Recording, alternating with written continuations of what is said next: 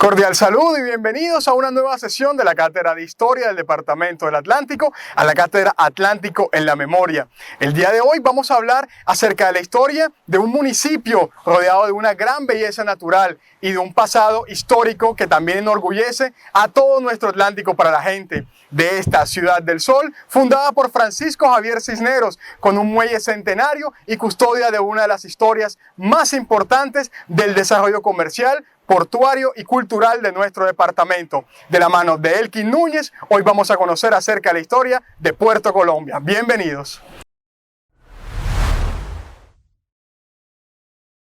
Mi nombre es Elkin Núñez Cabarcas, funcionario del Archivo Histórico del Departamento del Atlántico,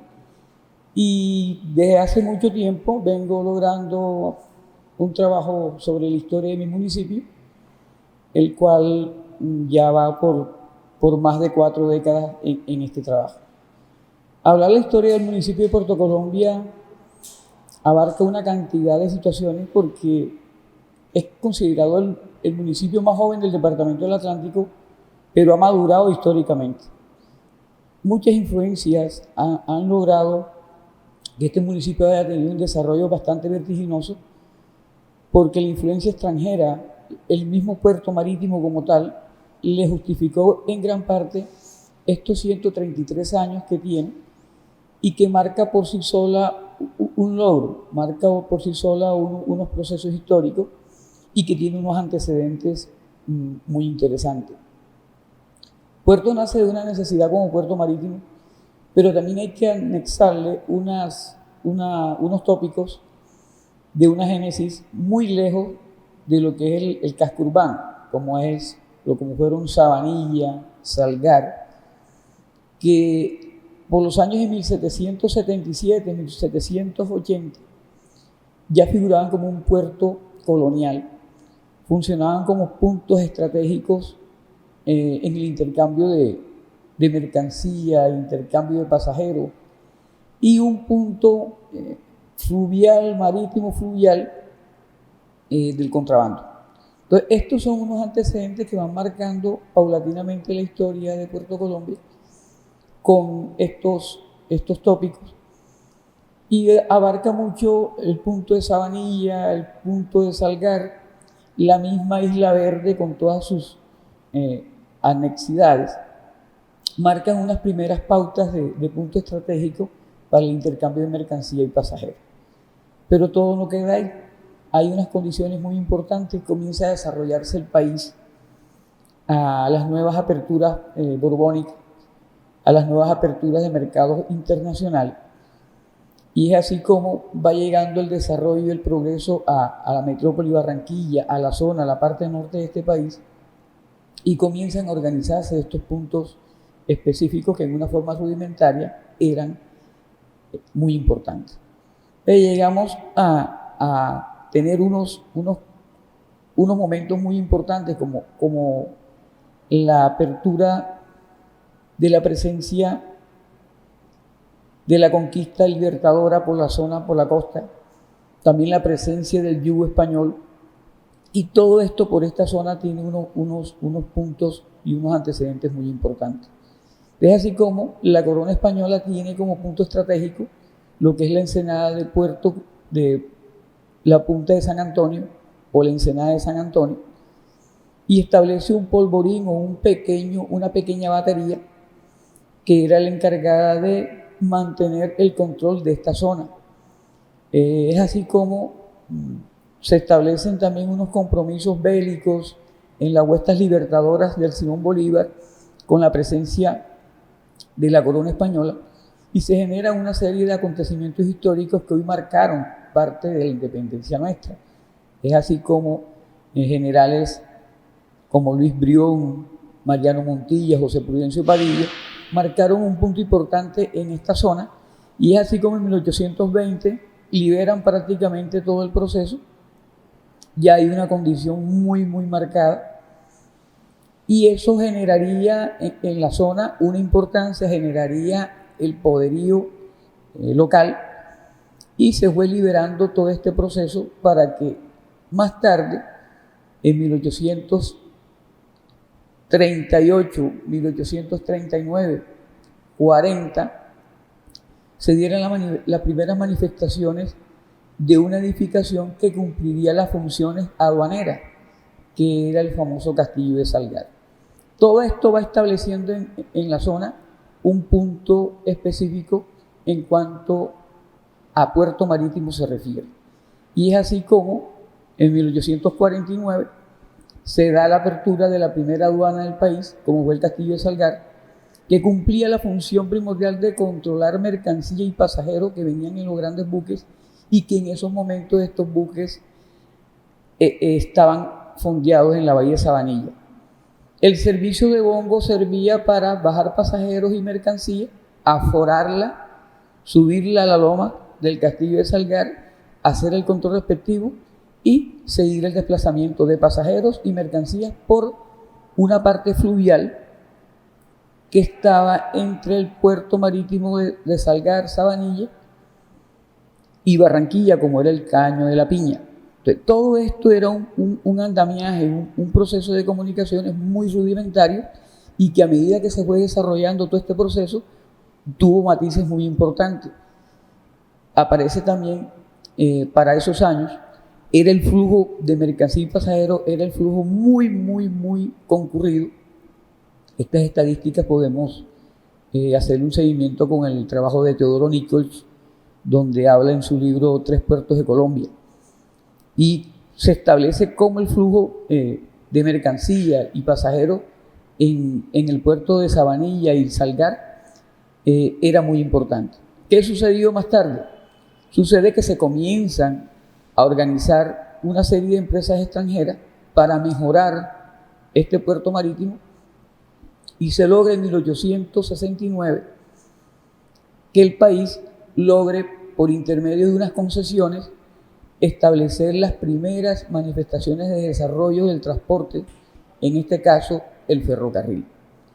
Como esta zona era una zona adherida al Estado soberano de Bolívar, establece un compromiso de hacer la concesión, y son los alemanes los primeros que logran ubicar una concesión extranjera, y se establece el famoso ferrocarril de Bolívar. Este ferrocarril de Bolívar era un ramal que venía de la estación Montoya en Barranquilla hasta las faldas o hasta las laderas de lo que sería Sabanilla y Salgar. Esto generaría mucho más la importancia del flujo de mercancía y pasajeros, y es así como nace el puerto marítimo de Puerto Colombia, pero en esta zona. Corre el año de 1870, cuando se manifiestan estas primeras desarrollos del transporte en esta ciudad, en esta metrópoli, con el punto específico. Ahí comenzó a desarrollarse todo el trabajo y todo el furor ferroviario en la capital. Es el segundo ferrocarril más grande en construcción en el país. Primero fue Panamá. Y esto generaría en la capital Barranquilla ponderarse más para su desarrollo interno como puerto marítimo y fluvial en primeras instancias. Una vez que el puerto marítimo se consolida, el Castillo de Salgar prescinde de sus servicios porque es muy oneroso el costo de mantenimiento de la mercancía y desplazamiento para el aforo, y deciden trasladar la aduana de Barranquilla en 1876. Esto establece también un desarrollo total, porque ya se centraliza en la capital el control aduanero y el control de mercancía y pasajero, como se dice. Ahí comienza una etapa muy importante para la zona, porque comienzan las concesiones a decaer, y es así como aparece un señor que es considerado nuestro fundador, una persona que labró mucho el progreso y el desarrollo del municipio de Puerto Colombia, como fue Francisco Javier Cisneros Correa. Este señor logra comprar las acciones del ferrocarril de Bolívar, que eran de alemanes, como era la firma comercial Honeywell Wessel. Es así como queda en manos de Cisneros y compañía, una empresa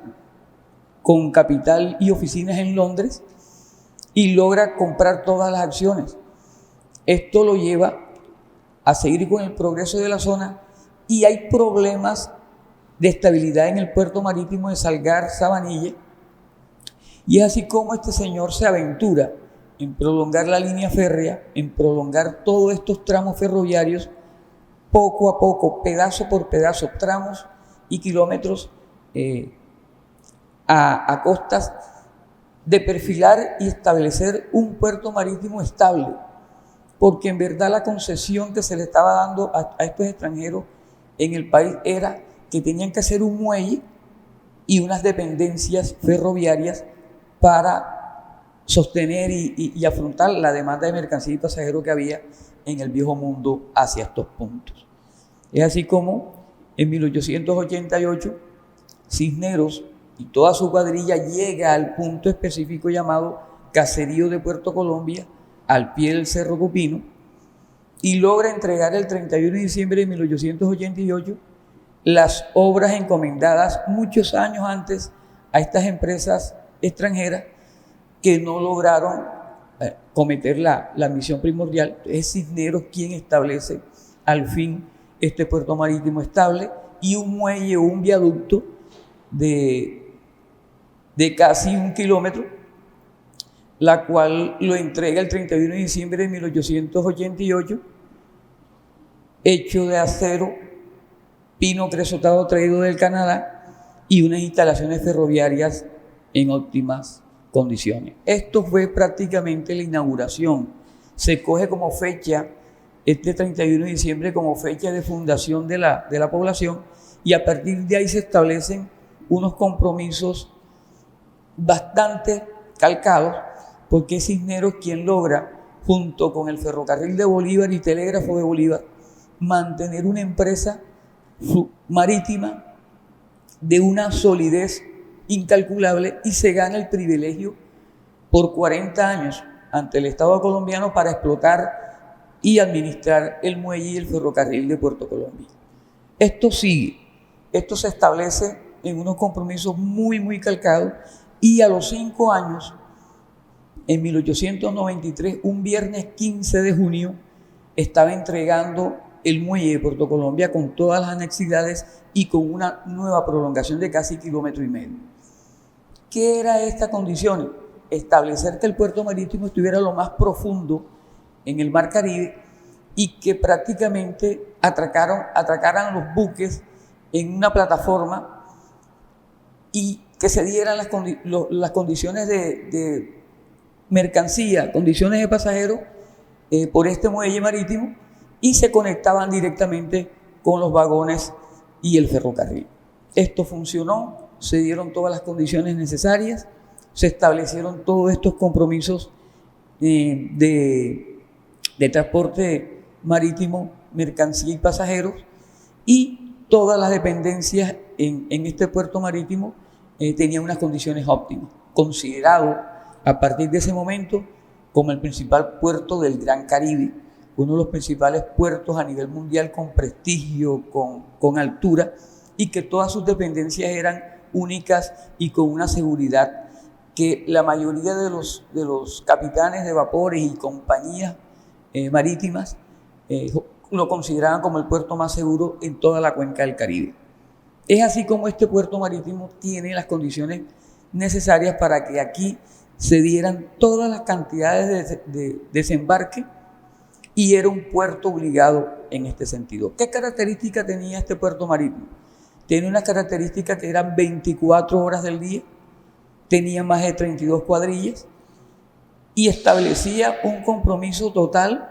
con respecto a todo el proceso de control de inmigrantes, control de extranjeros. Se tenía una estación ferroviaria, se tenía un resguardo nacional. De todas estas medidas de control a extranjeros, pasajeros y militantes, en este sentido que llegaban y venían, era un control muy estricto a este tipo de control a la extranjería.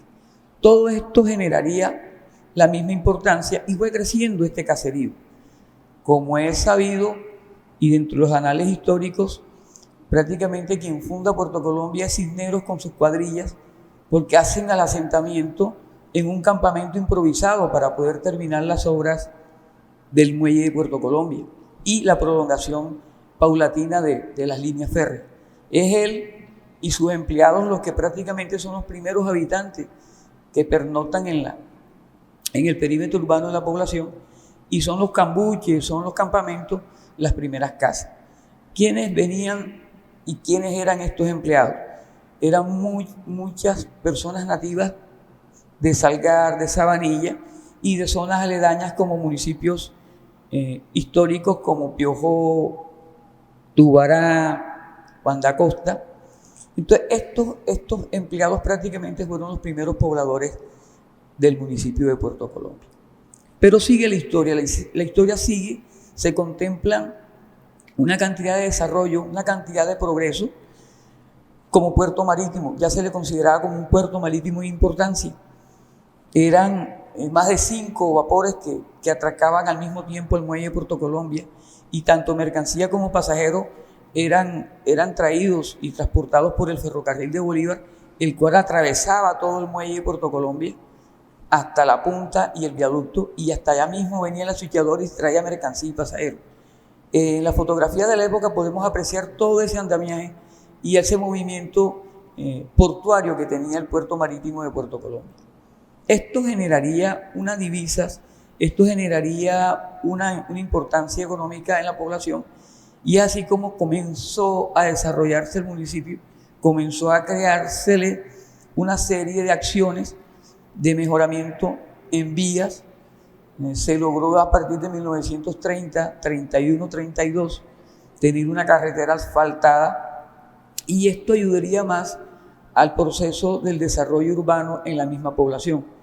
Es uno de los municipios benjamines, el que mayor desarrollo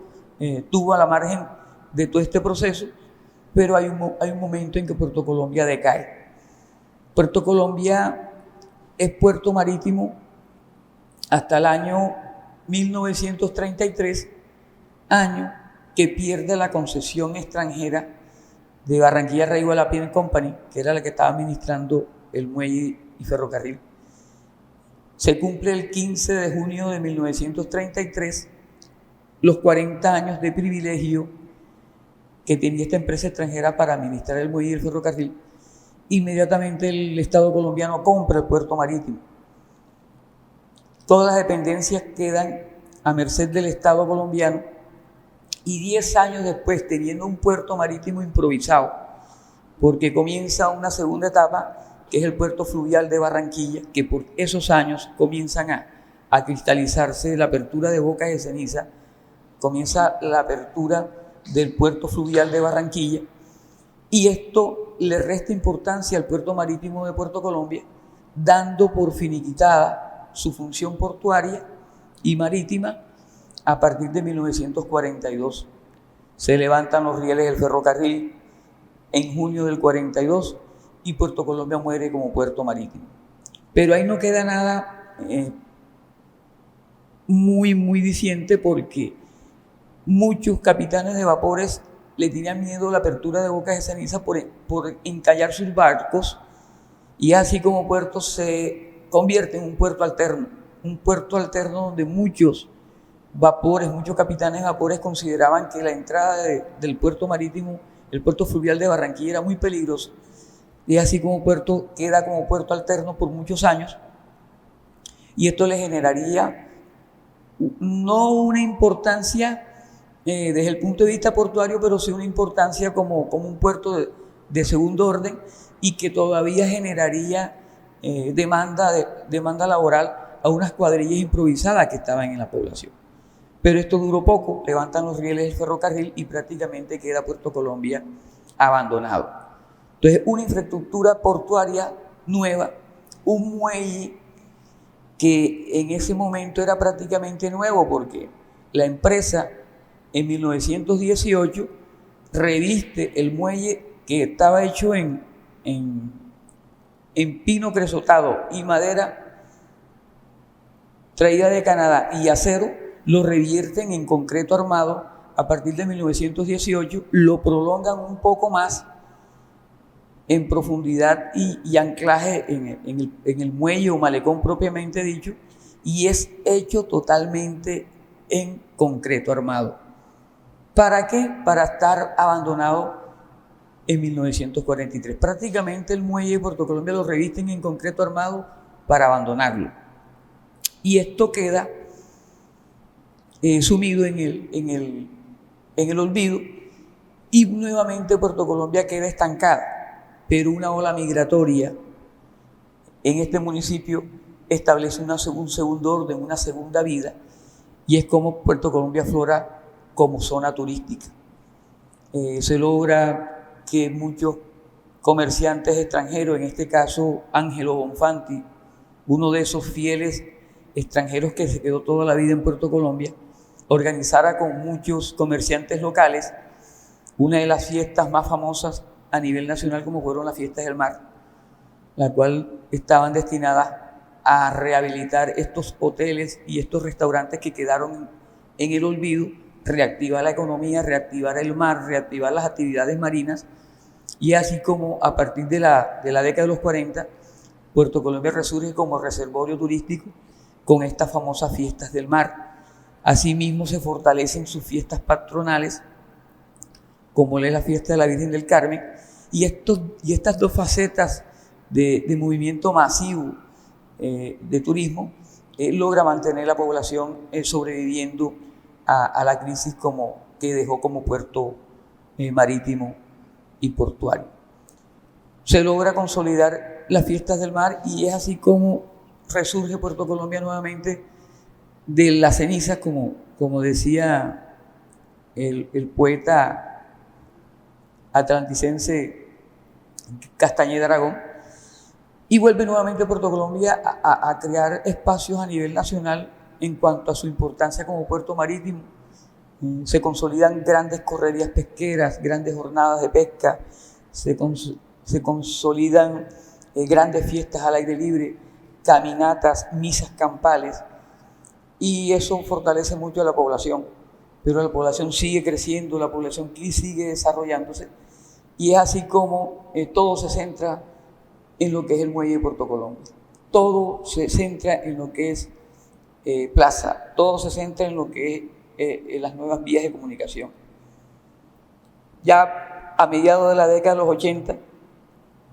Puerto sufre un revés territorial, hace parte del área metropolitana de Barranquilla, se limitan sus condiciones de movilidad y se establecen unos códigos urbanísticos en donde comienza a partir de la década de los 90 a que Puerto Colombia pierda territorio. Puerto Colombia pierde territorialidad, pierde territorio con Barranquilla, en una zona que fue uno de sus primeros corregimientos, como fue el corregimiento Eduardo Santos, La Playa, el cual hoy pertenece al municipio de Barranquilla. Se fue cercenándose parte de ese territorio y comienza una nueva legalidad urbana y de desarrollo, la cual se sigue dando con las diferentes normativas y los diferentes procesos de muchos alcaldes. Estos señores se logran hacer con la nueva constitución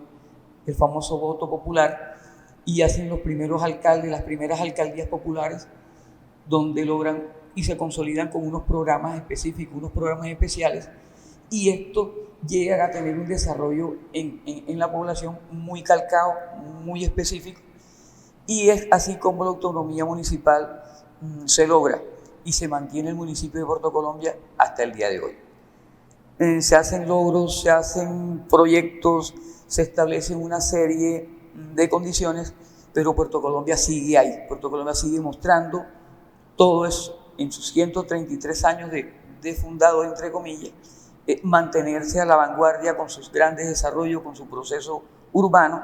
y en estos momentos está gozando de un prestigio muy importante porque en verdad estamos en mora de ser puerto, de ser distrito turístico, cultural e histórico, la cual estamos marcando en estos momentos la importancia de tener 3 monumentos nacionales en nuestro perímetro urbano